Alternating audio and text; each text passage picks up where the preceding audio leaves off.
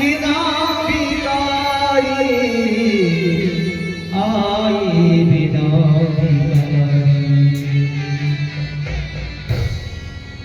आई विना तिने जो जगाचा स्वामी आहे तो भिकारी असतो मायबो. मुक्ताबाई आदिशक्ती भवानी असताना सुद्धा आई म्हणून हाक मारते. ज्ञानोबा तिला समजुती घालतात. चिमुरडी मुक्ताबाई ढसा लढते मायबा. आणि असं होता होता होता होता यांचा संपर्क समाजासोबत येतो. निवृत्ती दादा म्हणायला लागते की शुद्ध पत्र घेणं आपल्यासाठी महत्वाचं आहे.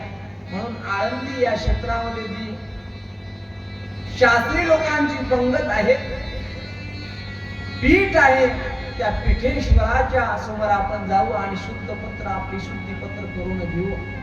जे आपण अपवित्र आहो लोकांच्या समाजामध्ये आपण स्वतः पवित्र करू. तेव्हा ही चारही भावंड त्या मैफिलीमध्ये जातात. त्या पीठा दिशा समोर गेल्यानंतर सगळ्यांना म्हणायला लागले, महाराज तुम्ही मोठे ज्ञानी आहात, ज्ञानी आहात. आमच्या आई वडिलांनी तुमच्या निर्णयाचा सात्वन केलं. तुम्ही म्हटलं देहांत प्रायचित्त, तर देहांत प्रायचित्त त्यांनी घेतलेलं आहे. आता तरी आम्हाला शुद्ध पत्र द्या. तेव्हा लगेच महंत म्हणायला लागले, अरे या ग्रंथाचं संशोधन करावं लागेल, पाहावं लागेल. ग्रंथ चाळायला लागले, पण ग्रंथामध्ये असा कसलाही प्रकारचा उल्लेख नव्हता. उल्लेख नव्हता तर माझ्या आई वडिलांना तुम्ही देहांत प्रायचित्ताची शिक्षा का दिली महाराज? तेव्हा समाजातले लोक म्हणायला लागले, विठ्ठलपंताची ज्ञान कीर्ती दुमत होती चौखेड्यामध्ये. त्याची कीर्ती लोकांकडनं पाहून नाही झाल्यामुळे त्याला देहांत प्रायचित्त ही शिक्षा देण्यात आली. संन्यास आश्रम घ्यावा आणि त्यानंतर विवाह करावा हा काही दोष नाही. यज्ञ यागामध्ये याला मान्यता दिलेली आहे आणि या मान्यतेला त्यांनी धरा सोडली आणि त्या धरेत निष्पत्तीची झाली.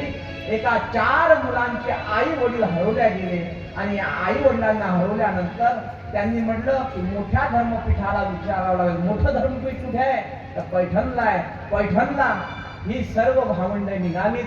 सर्व भावंड निघाल्यानंतर पैठणला पोहोचली. पैठणला पोहोचल्यानंतर त्यांनीही तेच म्हटलं जे आधीच्या पीठेश्वरांनी म्हटलं होतं, पण मान्यता द्यायला तयार नव्हते. म्हणून आखरी ज्ञानोबारायांनी सगळ्यांचा जो बसलेला आत्मा आहे, जीव आहे, तो एक आहे, संवेदनात्मक शब्द त्यांच्या समोर ठेवले. तुझ्यातला आत्मा आणि माझ्यातला आत्मा एक आहे. म्हणून त्यांनी एक चमत्कार त्या जगाच्या पाठीवर दाखवला. एक चमत्कार असा दाखवला. एक चमत्कार असा होता की रेड्याच्या मुखातून त्यांनी आधी वेद बोलून घेतले.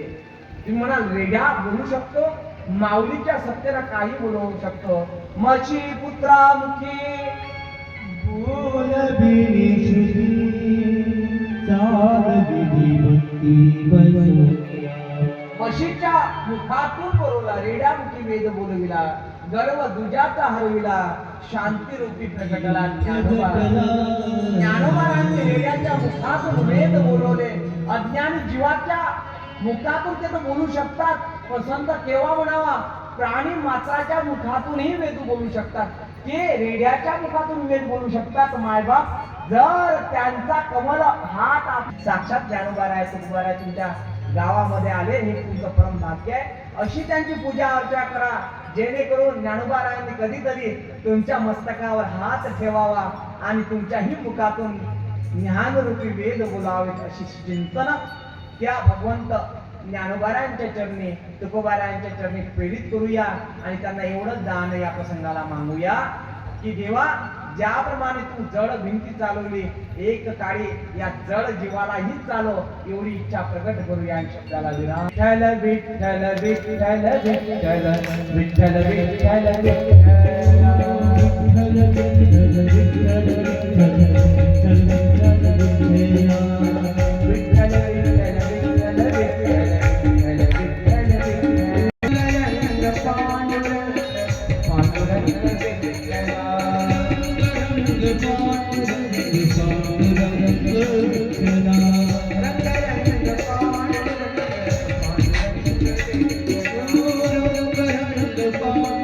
Vichela